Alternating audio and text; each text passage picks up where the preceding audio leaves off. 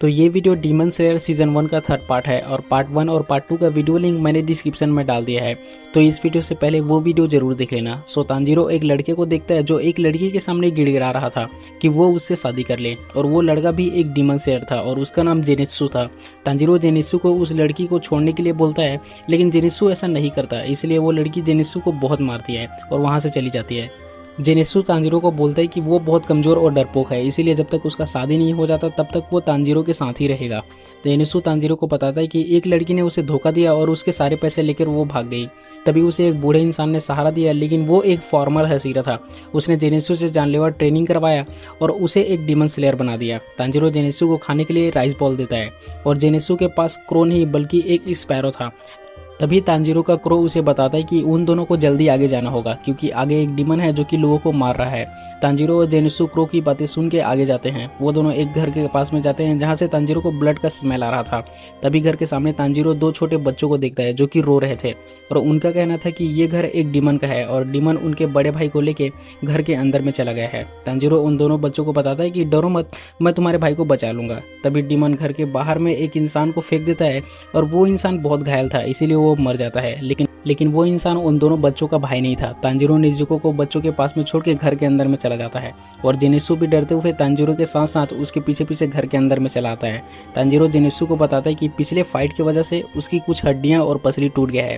ये सुनने के बाद जेनित्सु और भी ज़्यादा डरने लग जाता है कि टूटी हुई हड्डियों के साथ तांजीरो उसे कैसे बचाएगा। लेकिन तभी वो दोनों बच्चे घर के अंदर में तांजीरो के पास में आ जाते हैं और जैसे ही वो लोग घर के अंदर में आते हैं वैसे ही उन्हें एक ड्रम का आवाज़ सुनाई देता है और सब लोग अलग अलग जगह चले जाते हैं।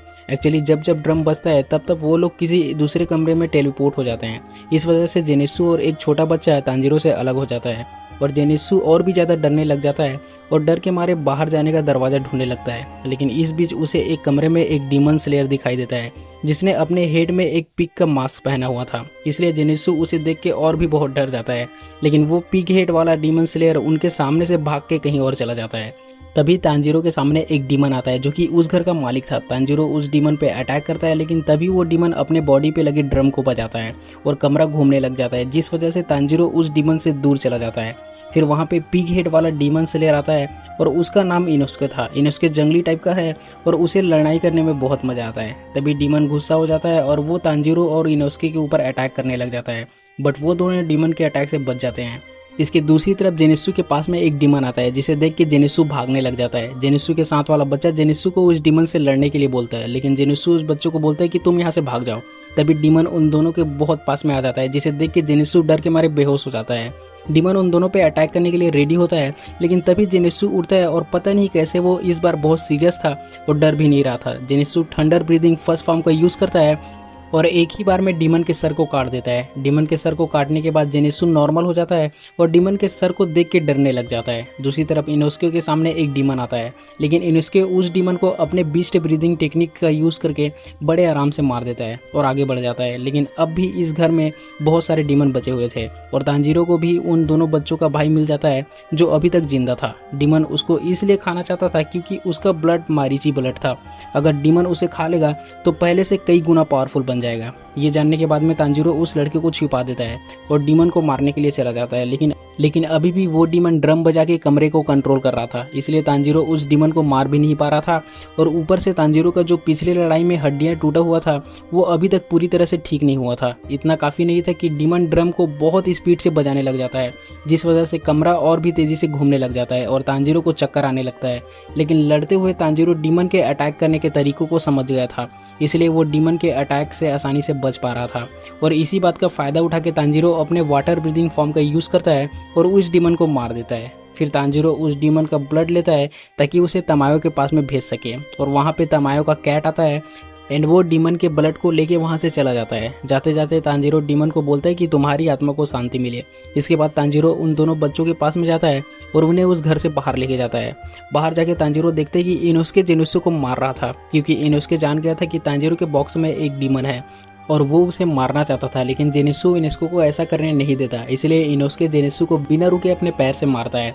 इस वजह से जेनित्सु के नाक से ब्लड निकलने लग गया था। ये चीज़ देख के तांजीरो बहुत गुस्सा होता है और वो इनेस्को को बहुत जोर से पंच करता है, जिस वजह से उसका पसली टूट जाता है।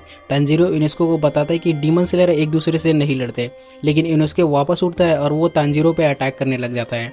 यहाँ पे पसली टूटने के बाद भी इनोस्के का फ्लेक्सिबिलिटी बहुत इंप्रेसिव था।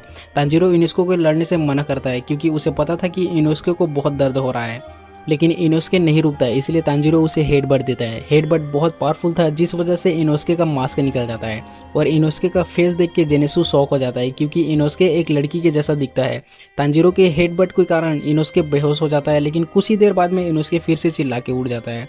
इनोस्के तांजीरो को लड़ने के लिए चैलेंज करता है, लेकिन तांजीरो इनोस्के को मना कर देता है। तभी तांजीरो को उसका क्रो उसे फॉलो करने के लिए बोलता है। क्रो उन तीनों को एक ओल्ड लेडी के घर में लेके जाता है और उन्हें वहाँ पे आराम करने के लिए बोलता है। ओल्ड लेडी उन तीनों के चेकअप करने के लिए डॉक्टर को बुलाती है और चेकअप के बाद में तीनों सोने चले जाते हैं। इनोस्के बताता है कि उसके इलाके में एक डीमन स्लेयर घुस आया था और उसने उस डीमन स्लेयर से लड़ाई किया और उसका कटाना जीत लिया। फिर फाइनल सिलेक्शन में गया और वहाँ पे पास होके वो एक डीमन स्लेयर बन गया। फिर तभी जेनित्सु नेजुको को देखता है और उसे देखते ही पसंद करने लग जाता है। फिर सुबह हो जाता है और क्रो उन तीनों को नातागुरो माउंटेन पे जाने के लिए बोलता है। ये सुनने के बाद में तीनों वहाँ पे जाने के लिए निकल जाते हैं। तभी जेनित्सु बोलता है कि जैसे जैसे वो लोग माउंटेन के पास में जा रहे हैं वैसे वैसे उसे डर लग रहा है। फिर तभी तांजीरो एक डीमन स्लेयर को देखता है जो कि इंजर्ड था और उसे कोई चीज़ वापस जंगल में खींच लेता है। ये देखने के बाद में इनोस्के और तांजीरो उसे बचाने के लिए जंगल में जाते हैं। तांजीरो वहाँ पे एक डीमन स्लेयर को देखता है और वो तांजीरो को बताता है कि उसके साथ में 10 लोग और थे, लेकिन पता नहीं कैसे सब लोग एक दूसरे को मारने लग गए, इसलिए वो वहाँ से भाग गया। जेनित्सु जंगल के अंदर में जाने से डर रहा था, लेकिन तभी उसे याद आता है कि तांजीरो नेजुको को अपने साथ लेके जंगल के अंदर में चला गया है। इसलिए जेनित्सु नेजुको को बचाने के लिए जंगल के अंदर में चला जाता है। फिर तांजीरो और इनोस्के के ऊपर में डीमन स्लेयर अटैक करते हैं क्योंकि उन्हें कोई कंट्रोल कर रहा था। तभी तांजीरो जान जाता है कि उन डीमन स्लेयर को कोई वेब से कंट्रोल कर रहा है, इसलिए वो उस वेब को ही काट देता है। लेकिन वहाँ पे छोटे छोटे स्पाइडर आते हैं और वो लोग डीमन स्लेयर को अपने वेब से फिर से बांध देते हैं, जिस वजह से वो लोग फिर से किसी डीमन के कंट्रोल में आ जाते हैं। तभी वहाँ पे रुई नाम का एक डीमन आता है और वो तांजीरो को वार्न करता है कि वो उसके फैमिली से दूर रहे और वहाँ से चला जाता है। तभी इनोस्के अपने बीस्ट ब्रीदिंग का यूज़ करता है और पता लगा लेता है कि डीमन स्लेयर को कंट्रोल करने वाला डीमन कहाँ पे है। इनोस्के तांजीरो को ये बात बताता है, लेकिन डीमन स्लेयर उसके बीच में आ जाते हैं क्योंकि उन्हें डीमन कंट्रोल कर रहा था और वो लोग भले ही डीमन के कंट्रोल में थे लेकिन अभी भी जिंदा थे, इसलिए तांजीरो और इनोस्के उन्हें मार नहीं सकते थे। इसलिए तांजीरो उन्हें पेड़ों के ऊपर में लटका देते हैं। बट ये बात डीमन को पसंद नहीं आता और वो ब्रूटली उन डीमन स्लेयर को मार देता है और अपने सबसे पावरफुल डीमन को लड़ने के लिए भेजता है। और उस डीमन का सर ही नहीं था, लेकिन तांजीरो जान जाता है कि उस डीमन को कैसे हराना है, इसलिए वो पहले खुद डीमन के हाथ को काटता है और इनोस्के इसी बात का फ़ायदा उठा के उस डीमन को कई टुकड़ों में काट देता है। लेकिन अभी भी वो डीमन बची हुई थी जो उन सबको कंट्रोल कर रही थी। उसे मारने के लिए इनोस्के तांजीरो को आगे फेंकता है और उस डीमन को भी समझ में आ गया था कि अब वो नहीं बचेगी, इसलिए वो तांजीरो के आगे कुछ नहीं करती। ये बात तांजीरो भी जान जाता है, इसीलिए वो वाटर ब्रीदिंग 5th फॉर्म का यूज़ करता है ताकि डीमन को दर्द ना हो और उसका गला काट देता है। लेकिन अब भी इस जंगल में और भी डीमन थे। फिर जेनित्सु एक मकड़ी को देखता है जिसका सर इंसान का था। उससे डर के जेनित्सु जंगल के अंदर में भागता है, लेकिन अंदर जाके जेनित्सु देखता है कि कई लोग स्पाइडर वेब से बंधे हुए थे। तभी जेनित्सु के सामने एक बहुत बड़ा स्पाइडर आता है जो कि एक डीमन था। स्पाइडर डीमन जेनित्सु को बताता है कि तुम्हें एक मकड़ी ने काट लिया है, इसलिए तुम भी कुछ ही टाइम में उसके जैसे मकड़ी बन जाओगे। तभी जेनित्सु अपने मास्टर जिगुरो और अपने पुराने दिन को याद करता है, जिसमें जेनित्सु ट्रेनिंग के डर से एक पेड़ पे बैठा हुआ होता है। तभी उसके ऊपर बिजली गिर जाता है और वो बेहोश हो जाता है। जेनित्सु अपने आप को लूजर मानता है क्योंकि वो कुछ भी करने चाहता है उसमें फेल हो जाता है। थंडर ब्रीदिंग में टोटल 6 फॉर्म है, लेकिन जेनित्सु सिर्फ एक ही फॉर्म को यूज़ कर सकता है। लेकिन जिगुरो जेनित्सु को समझाता है कि अगर तुम एक ही फॉर्म को मास्टर कर लोगे तो कोई भी तुम्हें हरा नहीं पाएगा। जेनित्सु कई बार अपने ट्रेनिंग से भागने का ट्राई करता है, लेकिन हर बार उसे जिगुरो सिखाने के लिए वापस पकड़ के ले आता है क्योंकि उसे जेनित्सु के ऊपर में भरोसा था। साथ ही जिगुरो बोलता है कि अगर भागने का मन करे तो भाग जाना, लेकिन लाइफ में कभी हार मत मानना। इन सब बातों को याद करते हुए जेनित्सु थंडर ब्रीदिंग का यूज़ करता है और एक ही बार में स्पाइडर डीमन के सर को काट देता है। लेकिन जेनित्सु के शरीर में स्पाइडर का जहर काफ़ी फैल गया था, इसीलिए वो अपने सांसों को धीमे करके लेट जाता है ताकि शायद कोई उसका हेल्प कर दे।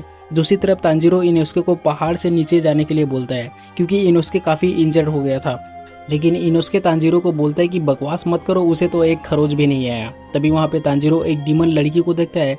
इनोस्के बिना देरी किए उस डीमन लड़की को मारने के लिए जाता है, लेकिन तभी वहाँ पे एक और डीमन आ जाता है जो कि साइज में काफ़ी बड़ा और पावरफुल था। तांजीरो उस डीमन के ऊपर में अटैक करता है, लेकिन उस डीमन का बॉडी तांजीरो के कटाना से नहीं करता। वो डीमन इनोस्के के पीछे जाता है और इनोस्के को बचाने के लिए तांजीरो डीमन के ऊपर एक बहुत बड़े पेड़ को गिरा देता है, जिसके नीचे डीमन दब जाता है। तांजीरो को इससे अच्छा मौका नहीं मिल सकता था, इसीलिए वो सबसे पावरफुल वाटर ब्रीदिंग का यूज़ करता है, लेकिन फिर भी तांजीरो उस डीमन के सर को काट नहीं पाता। उल्टा वो डीमन तांजीरो को बहुत दूर फेंक देता है और तांजीरो ठीक उसी जगह पे गिरता है जहाँ पे रुई अपनी डीमन बहन को किसी बात पे पनिश कर रहा था। तभी वहाँ पे एक और डीमन स्लेयर आता है और वो सोचता है कि रुई उसका कुछ नहीं बिगाड़ सकता, लेकिन रुई अपने वेब से एक ही बार में उस डीमन स्लेयर को मार देता है और इस चीज़ को देख के तांजीरो भी डर जाता है। रुई तांजीरो पे अटैक करना स्टार्ट कर देता है और जैसे तैसे करके तांजीरो बच रहा होता है और इनोस्के भी मरने वाला था क्योंकि उसे डीमन ने पकड़ लिया था। तभी वहाँ पे ग्यू आ जाता है और वो बड़े आराम से उस डीमन को मार देता है। ग्यू को देख के इनोस्के भी सोचने लग जाता है कि मैंने आज तक इतना पावरफुल इंसान कभी नहीं देखा, लेकिन इनोस्के है तो जंगली, इसलिए वो ग्यू को फाइट के लिए चैलेंज करता है, बट ग्यू इनोस्के को बांध के चला जाता है और वही सिनेबू जेनेत्सु को इंजेक्शन लगाती है ताकि वो स्पाइडर डीमन के पॉइजन से बच जाए। लेकिन तांजीरो रुई से लड़ते हुए बहुत थक गया था। रुई तांजीरो पे अटैक करता है, लेकिन उस अटैक को नेजुको अपने ऊपर ले लेती है और इस बात से रुई बहुत इंप्रेस हो जाता है। रुई तांजीरो को बोलता है कि अगर तुम नेजुको को उसे दे दोगे तो उसे जिंदा छोड़ देगा, लेकिन तांजीरो रुई को साफ साफ मना कर देता है। इसलिए रुई नेजुको को अपने वेब से बांध देता है। तांजीरो रुई के गले को काट नहीं पा रहा था क्योंकि रुई एक लोअर मून है। फाइट के बीच में ऐसा टाइम भी आता है जब हमें ऐसा लगता है कि तांजीरो मरने वाला है। तभी तांजीरो अपने डैड को याद करता है, जिसमें उसके डैड ने उसे बताया था कि हिमे कामे कागुरा एक ऐसा ब्रीदिंग टेक्निक है जिसे करते हुए इंसान कभी नहीं थकता और तांजीरो अपने आप को बचाने के लिए हिमे कामे कागुरा यूज़ करता है और रुई के काफ़ी पास चला जाता है और इस काम में नेजुको भी अपने ब्लड डीमन आर्ट से तांजीरो का हेल्प करती है और तांजीरो रुई के गले को काट देता है। लेकिन रुई फिर से खड़ा हो जाता है क्योंकि रुई ने तांजीरो के अटैक से पहले ही अपने गले को अलग कर लिया था।